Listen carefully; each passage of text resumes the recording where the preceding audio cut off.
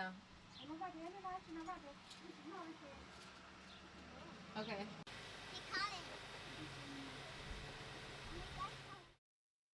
Now there was a famine in the land, besides the previous famine in Abraham's time.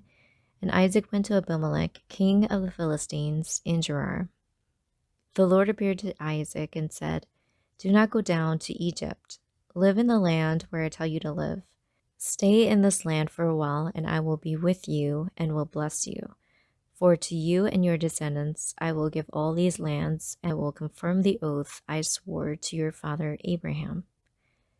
I will make your descendants as numerous as the stars in the sky, and will give them all these lands, and through your offspring all nations on earth will be blessed, because Abraham obeyed me and did everything I required of him, keeping my commands, my decrees, and my instructions." So Isaac stayed in Gerar. When the men of that place asked him about his wife, he said, "She is my sister," because he was afraid to say, "She is my wife."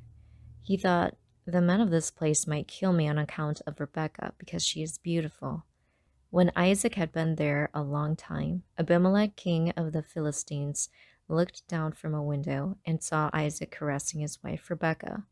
So Abimelech summoned Isaac and said, "She is really your wife. Why did you say she is my sister?"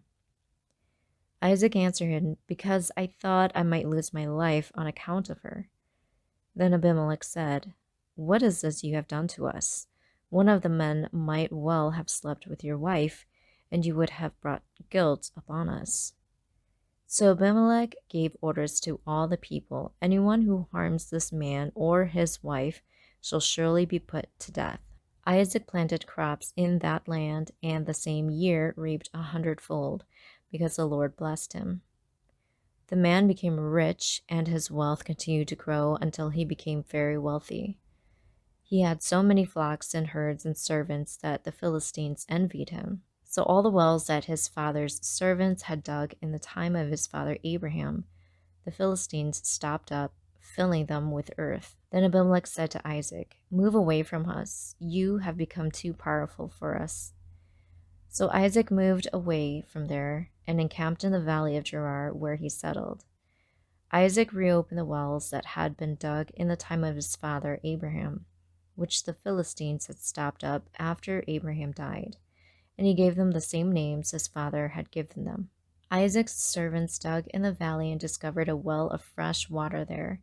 But the herders of Gerar quarreled with those of Isaac and said, "The water is ours." So he named the well Esek, because they disputed with him. Then they dug another well, but they quarreled over that one also. So he named it Sitnah. He moved on from there and dug another well, and no one quarreled over it. He named it Rehoboth, saying, "Now the Lord has given us room, and we will flourish in the land." From there he went up to Beersheba. That night the Lord appeared to him and said, "I am the God of your father Abraham. Do not be afraid, for I am with you. I will bless you and will increase the number of your descendants for the sake of my servant Abraham." Isaac built an altar there and called on the name of the Lord. There he pitched his tent, and there his servants dug a well. Meanwhile, Abimelech had come to him from Gerar with Ahuzeth, his personal adviser, and Phicol, the commander of his forces. Isaac asked them, "Why have you come to me, since you were hostile to me and sent me away?" They answered, "We saw clearly that the Lord was with you. So we said, there ought to be a sworn agreement between us and you. Let us make a treaty with you, that you will do us no harm, just as we did not harm you, but always treated you well and sent you away peacefully. And now you are blessed by the Lord." Isaac then made a feast for them, and they ate and drank. Early the next morning, the men swore an oath to each other. Then Isaac sent them on their way, and they went away peacefully. That day Isaac's servants came and told him about the well they had dug. They said, "We found water." He called it Sheba, and to this day the name of the town has been Beersheba. Jacob takes Esau's blessing.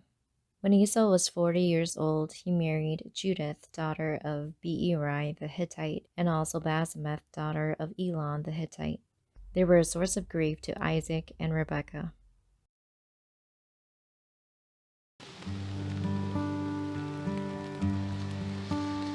This year during the summer, there wasn't much rain and was hot and dry most of the time. When it does rain, I loved being outside to receive it.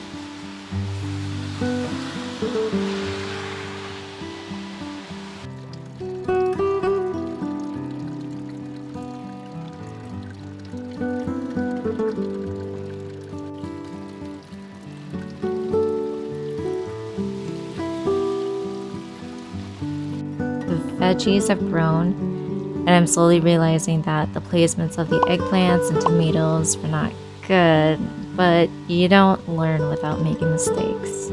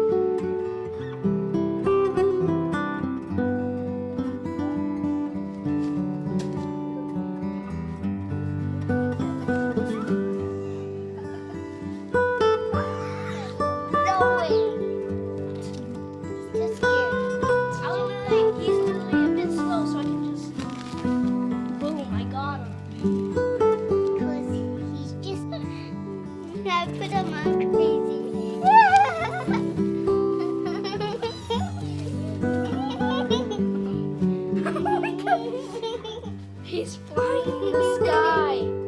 No. Okay, you can put him down now. Come on, let's try in your new home. He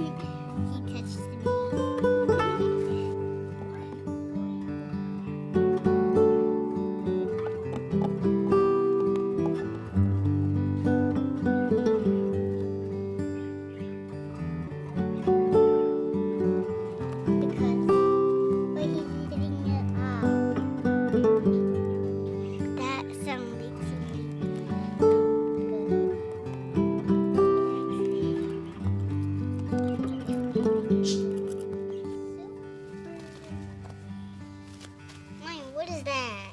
It's just bedding. Betty? He likes you. That means he's trying to kiss. He's trying to kiss? Yeah, he likes you. He likes you. Hello.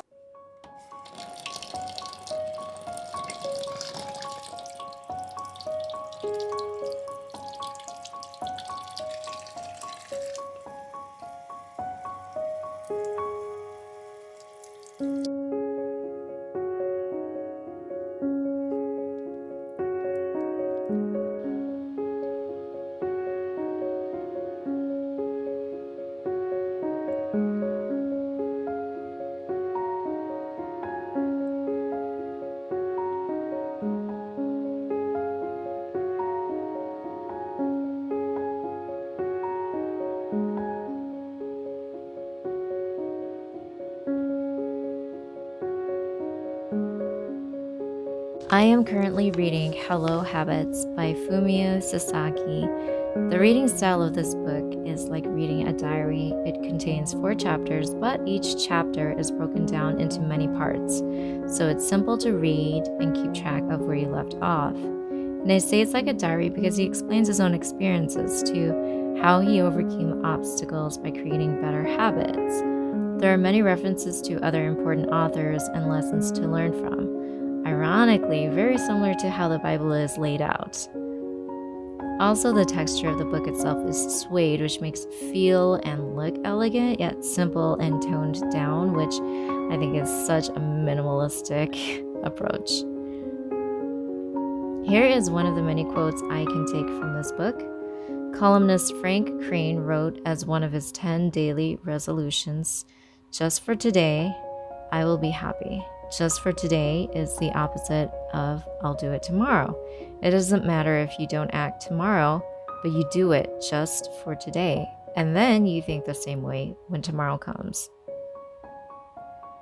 This quote reminds me of Matthew chapter 6, verse 34. "Therefore, do not worry about tomorrow, for tomorrow will worry about itself. Each day has enough trouble of its own."